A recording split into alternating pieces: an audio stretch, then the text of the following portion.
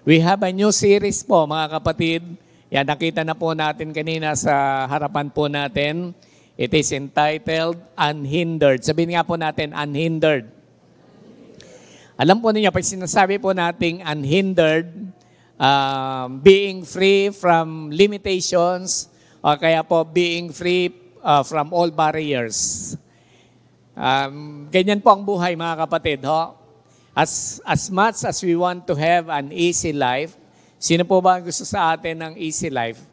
Of course, gusto po natin. Ano? Parang buhay na very smooth lang, walang problema, walang pagod, walang pinagdadaanan. Ang dami pong mga tao ngayon, ang dami pong pinagdadaanan. Ano? In different areas, kahit po yung personal life, kahit po yung atin pong journey as a Christian, meron din po tayong mga struggle.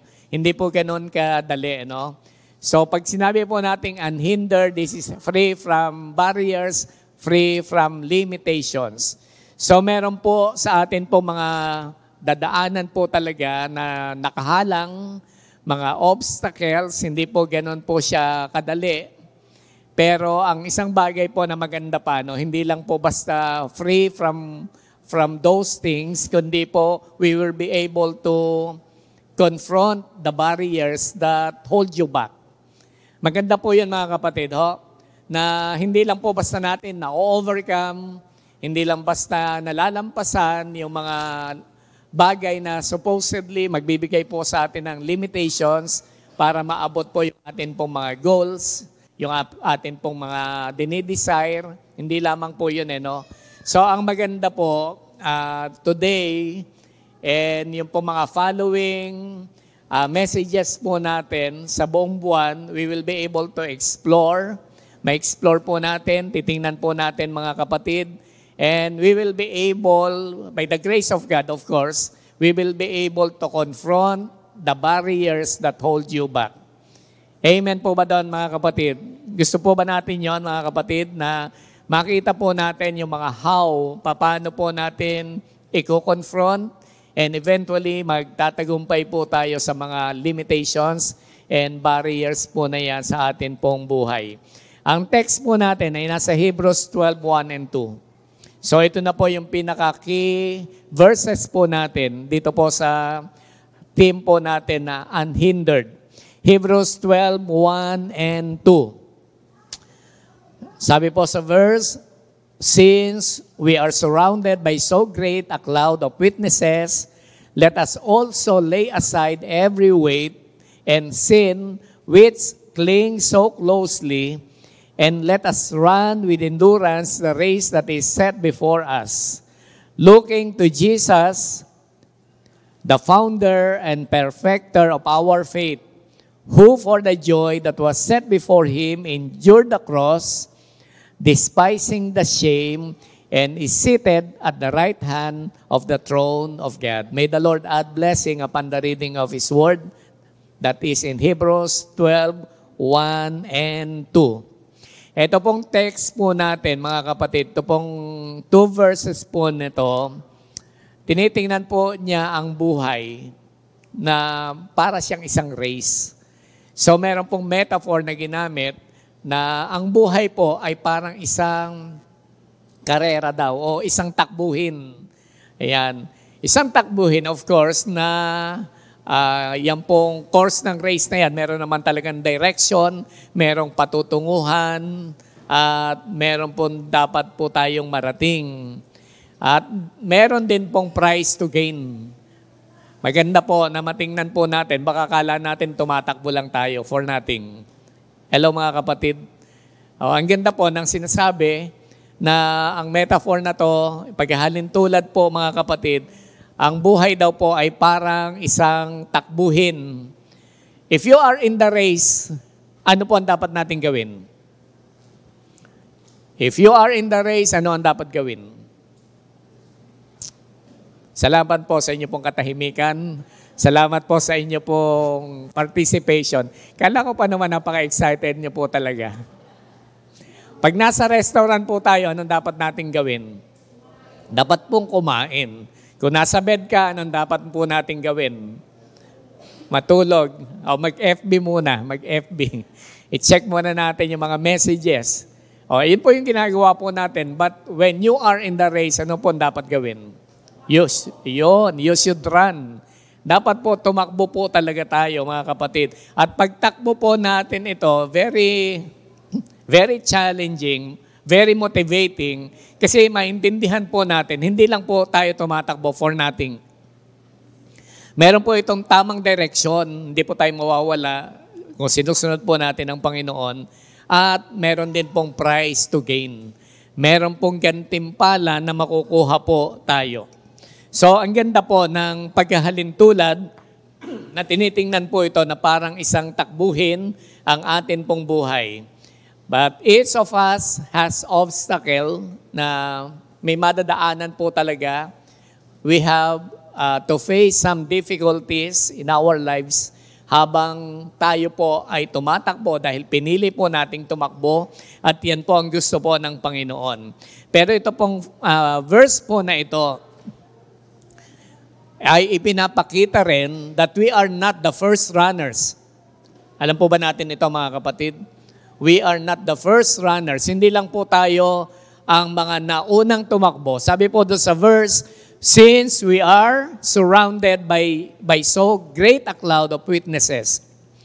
Parang ang iniisip natin pag sinabing witnesses, parang pinanunood tayo nila Abraham, pinanunood po tayo nila Jacob and everyone na nauna po sa atin na nakita po natin sa Bible, mga heroes of faith. Baka iniisip natin nakatitig sila mula po sa taas at pinanunood how we are doing, paano po tayo tumatakbo, kung graceful ba, kung matulin, kung lagi na po tayong humihinto, nag-give up, lagi po tayong nagko-complain.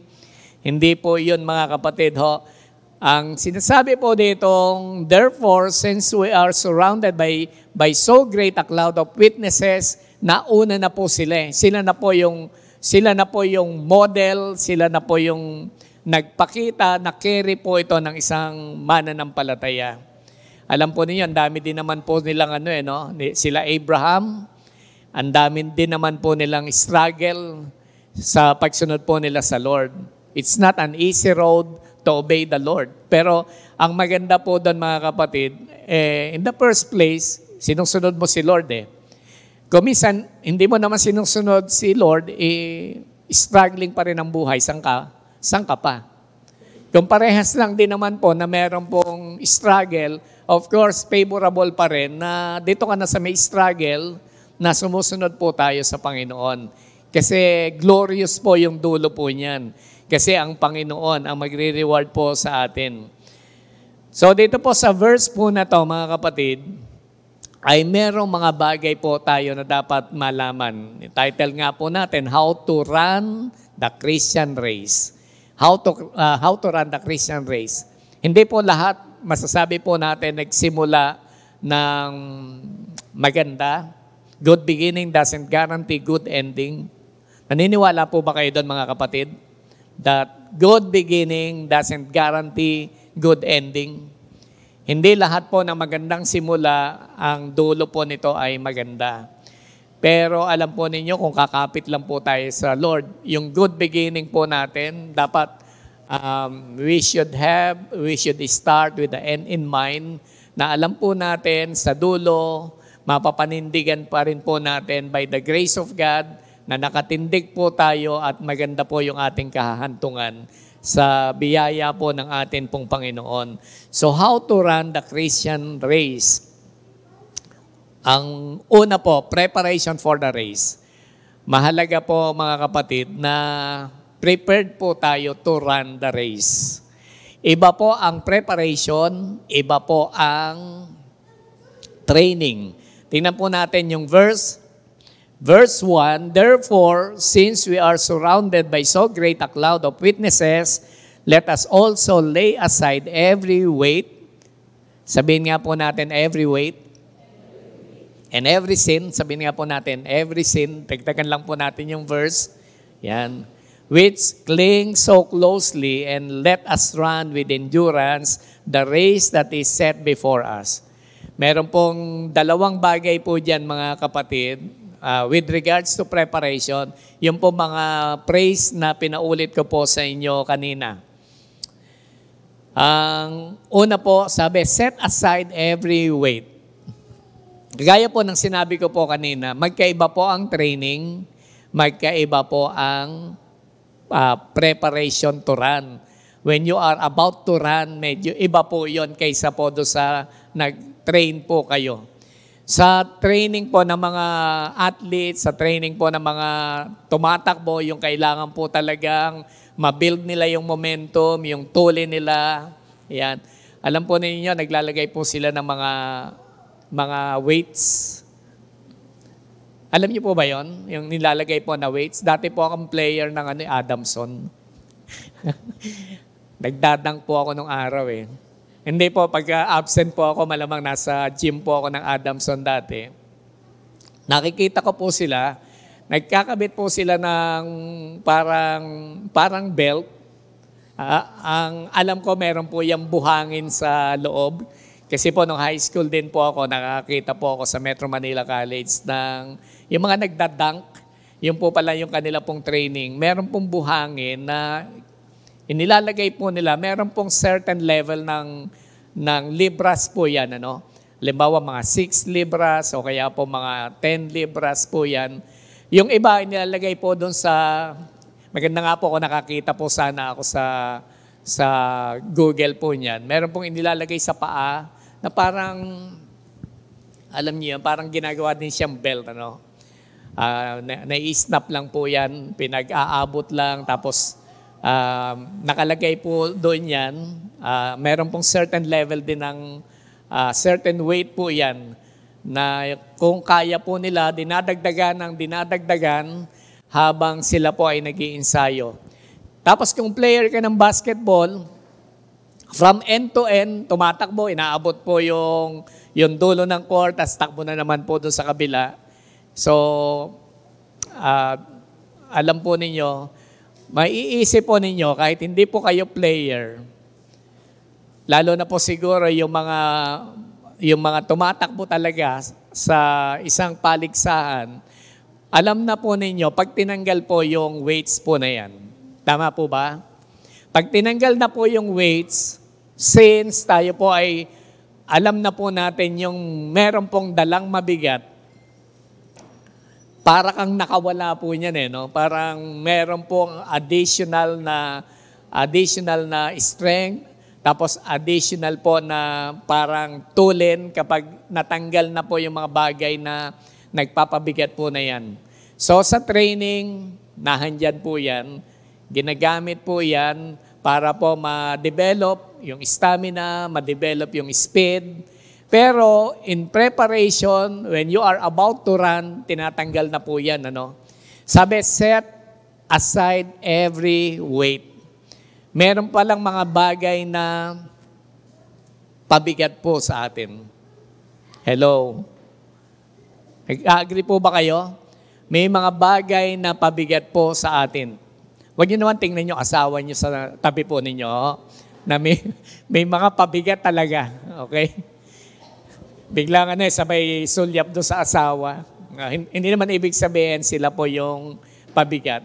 Actually, nakakapagpagaan po ng kalooban yung pong ating mga partner sa buhay. Set aside every weight.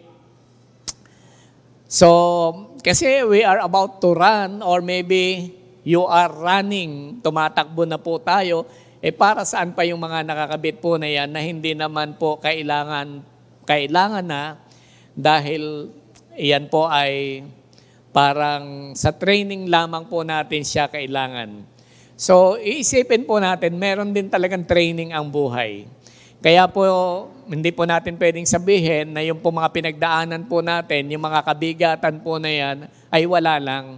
Nagiging important tool po yan ng Panginoon para, alam po ninyo, pag tayo tumatakbo na, meron po tayong kagaanan na sumunod po sa atin pong Panginoon when we are in the actual race of life. Pero, meron din po talagang kabigatan mga kapatid na binabanggit po ang Bible na nahihirapan po tayo na ito po ay i-carry, ito po ay dalin. Mark 4:19. There are things really that weigh us down. Makikita po natin yan sa Mark 4:19. But the cares of the world and the deceitfulness of riches and the desires for other things enter in and choke the word, and it proves unfruitful.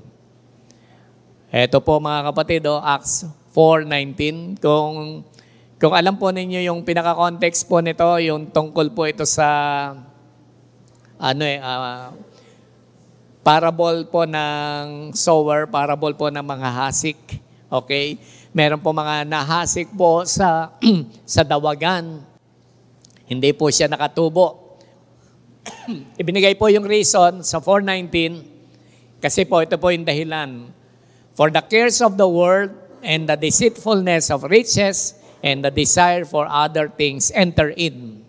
Pumasok po yon sa isipan, pumasok po yon sa atin po mga desire. Meron po binabanggit mga kapatid na deceitfulness. Ang mga tao po talaga, ito po yung parang hirap po nating i-overcome. Yung pong mga material things, yung possession, yung wealth, yan po yung isang nagpapabigat po sa atin. Kailangan po natin yan sa totoo lang. Last time sabi ko, kung hindi po ninyo kailangan, ibigay nyo na lang po sa akin. Kailangan po natin yan, lalo na po kung ang inyo pong yaman, ang inyo pong possession ay nagagamit po ng tama at nagbibigay po ng glory sa atin pong Panginoon. At gusto din po talaga ng Lord na maranasan po natin yung buhay na ganap at kasiya-siya. Bahagi po yan. Although marami pong preacher na sinasabi po nila yung buhay na ganap at kasiya-siya, may kinalaman lang po talaga sa eternal life. Pero naniniwala po ako, bahagi din po na gusto ng Panginoon, masatisfied din naman po tayo sa buhay na ito. Kaya po, if you are working, nagtatrabaho po kayo, nire-reward din po natin yung ating sarili. Ang hirap po mga kapatid na puro work, patay-patay po tayo sa trabaho, tapos ayaw man lang po nating i-reward ang ating sarili. Ayaw man lang nating ibili ng damit. Ayaw man lang natin pakainin yung sarili natin sa isang masarap na kainan. So, kailangan din po yan mga kapatid. Hindi po kasalanan po yan mga kapatid. Ho? Pero, meron pong areas at meron din pong downside talaga na yung pong wealth, yung pong possession, yung pong yaman sa buhay, pag hindi po nagamit po talaga ng tama, it will lead you away from the Lord. It will lead you away in following the Lord Jesus. Napapalayo po tayo sa atin pong Panginoon. Kasi nga po, deceitful po yan. Binanggit naman po doon sa verse, deceitfulness of riches. Sa anong paraan po tayo nadideceive ng riches? Ano-anong paraan tayo pwedeng dayain? Alam po ninyo, ito po yung mga pwedeng pangdaya po ng riches. Nabibigyan po tayo ng pangako na hindi po niya kayang tuparin. By making promises, it can keep. Tama po ba mga kapatid? Ang kayamanan, bibigyan kanya ng pangako. So ipopromote po niya na yung kanyang value ay magiging daan para mawala lahat ang iyong problema. Yan po yung mga pangako ng wealth. Pag meron ka nito, mga bagay na to, hindi ka na magkakaroon ng problema.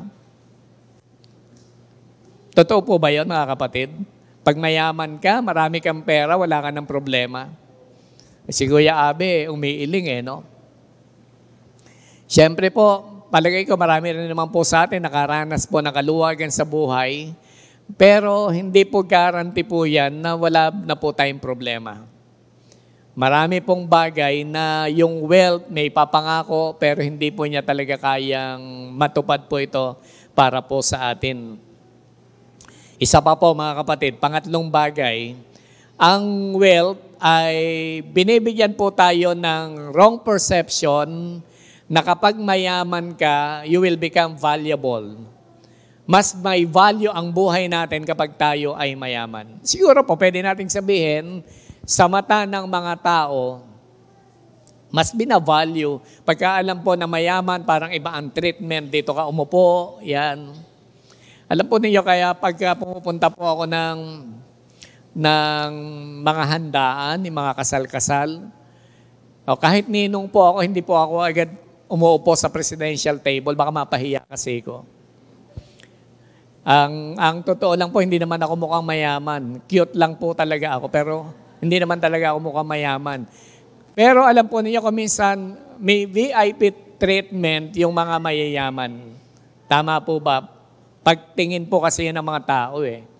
Kung pag tinitingnan ng mga tao, mukhang mas may value ito, di pahalagahan natin. Dito dapat siyang umupo. Yan. Meron pong treatment na kakaiba. Pero yan po yung sinasabi po nating deceitfulness of riches. Kaya ang marami gustong-gusto po ng kayamanan, gustong-gusto po talaga ng mga bagay po na yan. Pero ito po yung mga bagay na sinasabing lay aside every weight. Mga bagay po ito na para pabigat po sa atin, mga maling isipan na hindi naman po talaga totoo. Pangalawang bagay po, set aside the sin. Yan po yung verse, yan po yung praise na inulit po natin kanina, set aside the sin. O dapat po yung kasalanan din po ay iwaksin natin, alisin po natin sa atin po mga sarili. Na o-awkwardan po ba kayo mga kapatid? Though we are Christians, tapos nag-uusap po tayo ng sin. Kasi iniisip natin, pinatawad na ang aking kasalanan. Ano pa ba naman ang gusto ni pastor pagka nag-uusap po tayo ng sin? Pero sa totoo lang po mga kapatid, we are forgiven sa atin po mga nagawang kasalanan before at meron pong provision ang Lord ng kapatawaran sa atin kung makagawa tayo ng kasalanan ngayon. Pero hindi pa rin po talaga parang pwede po nating sabihin na i-exempt yung ating sarili na pag-usapan ang kasalanan. Ang kasalanan po mga kapatid kasi na iniisip po siguro natin yung mga bagay na ipinagbabawal na ginagawa pa rin natin. Pero merong klase po ng kasalanan na mga bagay naman po na hindi po natin ginawa na mabuti naman siyang gawin. That is sin of omission. At pag pinag-aralan po natin, we are guilty of those sins. Magigiltihan po tayo kasi nakakakomit po tayo ng mga kasalanan. Mga bagay na mabuti na gusto ni Lord na gawin natin pero merong sin of neglect. Napabayaan po natin. How about our priorities? Kumusta po ang ating mga priorities?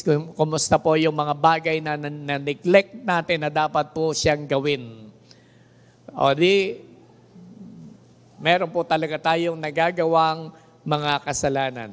So we must be on continual guarding of ourselves. Binabantayan po natin ang atin pong sarili sa ganito pong klase ng mga kasalanan. Kasi po, yung mga kasalanan na nakukomit po natin, iyan po ay hindrance to commit or to reach our goal. Hello mga kapatid. Pagka po meron po tayong goal, tapos tayo po ay nasa sin, yan po ay mga nagiging dahilan para hindi po natin maabot yung atin pong goal. Hindi po natin ma-reach yung atin pong mga goal po na yan. Sabi po, the sin that is closely, yan, malapit po sa atin. Basahin nga po natin yung verse. Therefore, since we are surrounded by so great a cloud of witnesses, let us also lay aside every weight and sin which clings so closely. Sabihin nga po natin, clings so closely. Iniisip ko po, mga kapatid, meron pong mga sin talaga that very dear to us. Yung parang tinatawag po namin dati sa discipleship na favorite sin. Hindi po tayo makaahon-ahon, hindi po natin siya mag-give up, hindi po natin siya ma-lay aside, hindi po natin siya maiwan. That is our favorite sin.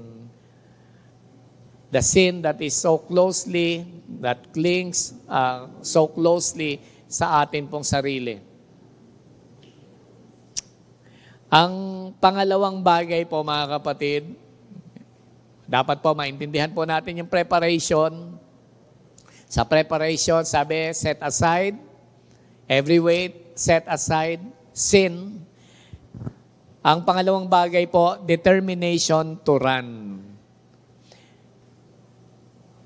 How to run the Christian race? Dapat po meron tayong determination to run the race.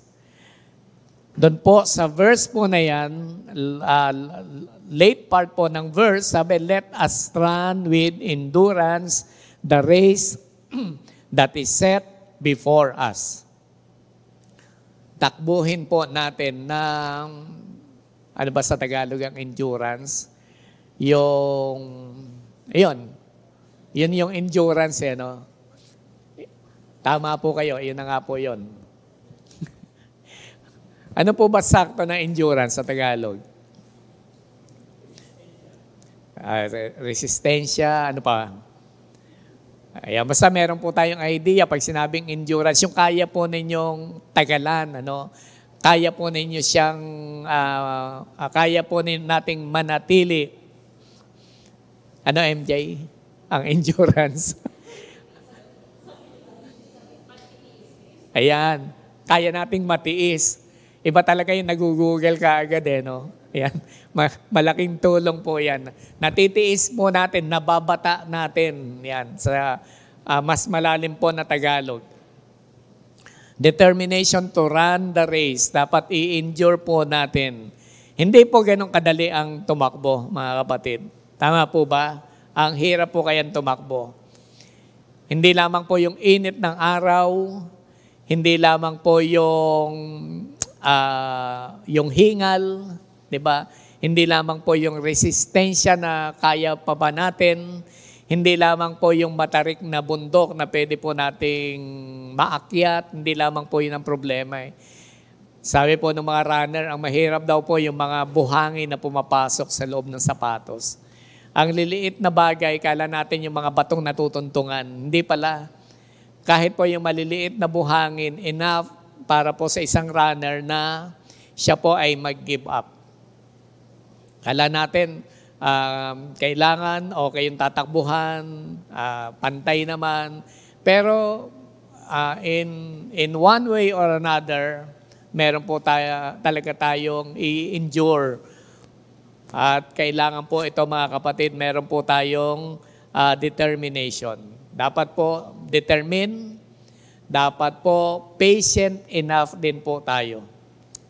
Handa po talaga tayong maghintay hanggang sa tayo po ay dumating sa finish line. Ang malaking problema po sa marami pong mga tao, sa marami pong mga anak ng Diyos, napaka-impatient po natin. Ang problema po natin is getting ahead of God. Tama po ba? Gusto po nating magpauna sa kilos ng Diyos. Hindi na po natin maintay ang Panginoon.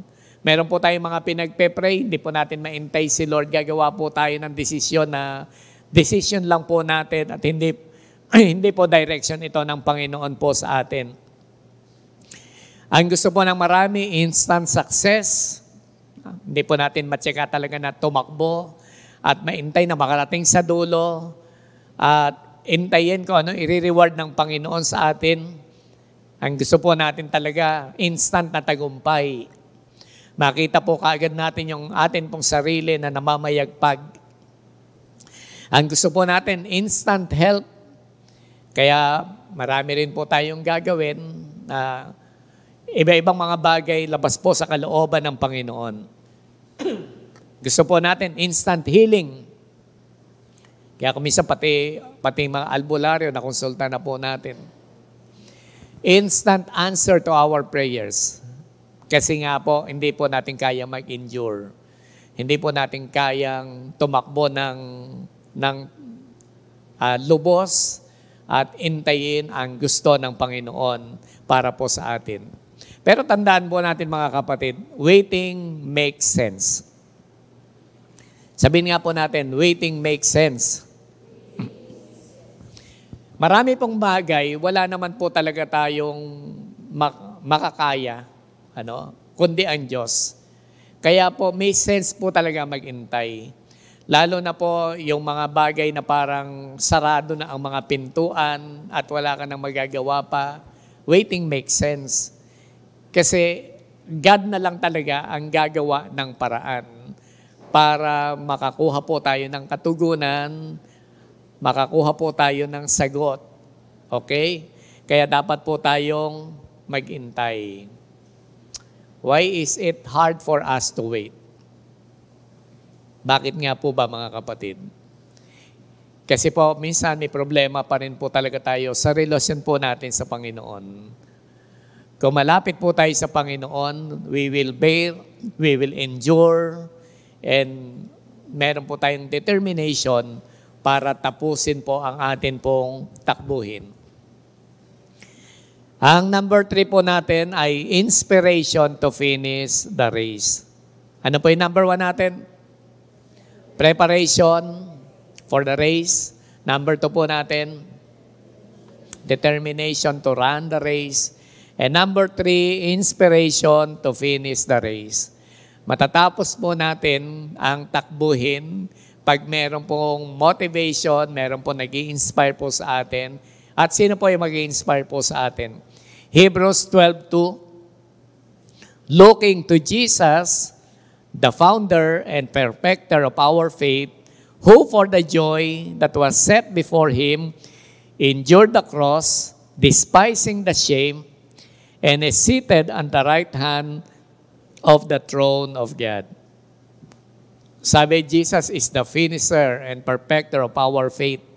Siya po yung nagpapasakdal, siya po yung foundation, siya po yung nagpasimula ng atin pong pananampalataya po sa Kanya. Ang buhay po natin nagsimula po sa Diyos at dapat pong matapos lamang po sa Kanya. Can you say amen to that? Ang buhay po natin, naging totoong buhay po yan na ipinamumuhay natin ngayon, which is enjoyable dahil po lamang sa Panginoon. Nagsimula po sa Kanya at dapat pong magtapos po sa Kanya. Kapag nagamit na po natin ang buhay po natin, na-invest na po natin ang ating buhay, sa Kanya po natin ito isinasauli. Sa Kanya po natin ito ulit ikinukomit. Ginagamit po natin sa Kanya at ibinabalik po natin sa atin pong Panginoon. Acts 17:28, sabi po sa Acts 17:28, for in Him we live and move and have our being. As some of your own poets have said, we are His offspring. Alam po ninyo, ito pong verse po na ito, baka ma-misunderstood po ninyo yung verse na to. Ito pong verse na to ay kinote po ni Paul sa isa pong pagan na mga poets. Yung mga gumagawa po ng mga panulat, gumagawa po ng mga tula, kinote po niya itong bahagi pong ito. Alam po ninyo, kahit yung mga pagan, parang unaware po sila minsan, pero dumarating din po sa kanilang consciousness, sa kanila pong kamalayan that there is God. Na isusulat din po nila ang bagay po na to. Sabi, for in Him we live and move and have our being.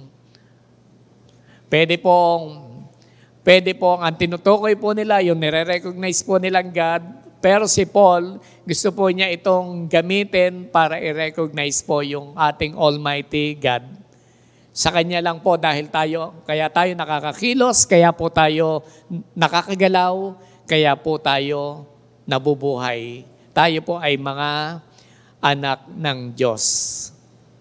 And true enough mga kapatid, na ito po ang atin pong kalagayan. Gusto po ni Paul na i-connect po ang God to humanity or ang humanity to God sa pagsasabi po niya nito. Nais po niya na maipakita yung relationship po ng God sa humanity. Hindi po natin pwedeng i-disconnect ang atin pong sarili sa God. Hello mga kapatid. Do you agree? Amen po ba doon? O sino po yung hindi nag-amen? Gusto niyo nang i-disconnect ang sarili po ninyo kay God? Hindi po natin pwedeng hindi tingnan ang bagay po na ito. Dahil lang po sa Kanya, kaya po tayo nakakagalaw, kaya po tayo nakakakilos, kaya po tayo nabubuhay. In Him, we have life, we can move and have our being because of His power, because of His love, dahil po sa Kanyang kagandahang loob, sa Kanya pong grace, para po sa atin. Ang God po nagpasimula ng mabuting bagay po sa atin. And He will not start something that He will not finish. Gusto po ng Panginoon na lubusin ang bagay po na pinasimulan po niya sa atin. Kadalasan po mga kapatid, tayo lang po ang good starter, pero hindi po tayo good finisher. Kaya ito pong binabanggit po na to, mga kapatid, He is our inspiration. Kasi ang sabi po doon sa verse, who for the joy that was set before Him endured the cross, despising the shame, and seated at the right hand of the throne of God. Truly, Jesus is the good finisher. Kasi po, kahit po ang cross, na-endure po niya yan. Kahit po yung shame, kahit po yung kahihiyan, natagalan po niya yan. Na-endure po niya yan. And finally, the reward, sabi po dyan, and seated at the right hand of the throne of God. Ang ganda nga po nung binanggit nung una, sabi, who for the joy. So, magsasuffer si Jesus, but who for the joy, sabihin nga po natin, joy. Meron po talagang hardship, hindi po mawawala po yan no? Meron pong hirap, meron pong obstacle, meron pong mga disappointments, meron pong barriers, something that will limit us. Pero ang sabi diyan, who for the joy. Ang sarap pong tumakbo mga kapatid. At ang sarap pong dumating sa finish line because we will experience that joy. At yung joy na yun, wala pong katapat po yun. And actually, yan po yung pinakamasarap na reward. Bukod pa sa reward na bibigay po ng Panginoon. Na meron po tayong kagalakan, natapos po natin yung laban ng buhay po natin. And we finish well. Natapos po natin ito ng maayos. We finish victoriously dahil po sa biyaya ng ating pong Panginoon. Mga kapatid, 3 bagay ang magandang makita po natin how to run the Christian race. Of course, ang idea po natin, kaya natin pinag-aaralan how to run the Christian race, gusto po natin matagumpay. Mag-succeed po tayo, maging victorious po tayo sa grace ng God. Una po, how about your preparation mga kapatid? Kumusta po ang mga preparation po natin? Nagsisimula po ba tayo natanggalin yung mga bigat sa atin, mga kabigatan na na-experience po natin ngayon? Lumalapit po ba tayo sa Panginoon para ipakita po ito sa atin? Meron po ba mga kasalanan na tingin po natin kailangan pong isurrender po sa atin pong Diyos? And the second thing na kailangan po nating tingnan, are you determined? Meron po ba tayong determination? Willing po ba tayong mag-endure ng hardship for the sake of winning, for the sake of running, for the sake of following the Lord, and for the sake of reaching our goals? And number 3 po natin, inspired po ba tayo mga kapatid? As we look to Jesus. Dapat po, dapat. Kasi po, alam po ninyo, nag-suffer po siya. Kung meron pong word na pwede po, o meron pong object na pwede po tayong paggamitan ng salitang unfairness, it is the Lord Jesus. Napaka-unfair. Biro po ninyo si Lord nag-suffer on the cross, pinahirapan po ng tao, yung mga tao na gusto niyang iligtas mismo. Yung mga tao na gusto niyang iligtas, yung pong mga tao na yan ang nagpako din sa kanya sa krus. So napaka-unfair. But because of His great love, tinapos po niya. Siya po yung kauna-unahan po nating makikita na greatest example po natin ng finishing the race. Tinapos po niya, He finished it well. Tinapos po niya na tayo po ay mabigyan ng isang buhay na ganap at kasiya-siya. Tayo pong lahat ay tumayo, tayo po ay mananalangin. Panginoon, maraming salamat po sa inyo sa umagang ito. Thank you so much, Lord, for your word. Thank you po sa inspiration of your word. Kami po ay nagpupuri po, Panginoon, sa inyo sa mensahe pong ito na sinabi po ninyo sa amin. Ano man pong decision, Panginoon, ang amin pong ginagawa po ngayon, bigyan niyo po kami ng lakas, empower niyo po kami, Panginoon, para po ito ay malubos po, Panginoon, sa amin. Makita po ninyo na nangyayari po ito sa amin. Salamat po. Ito pong aming panalangin. In Jesus' name, amen and amen.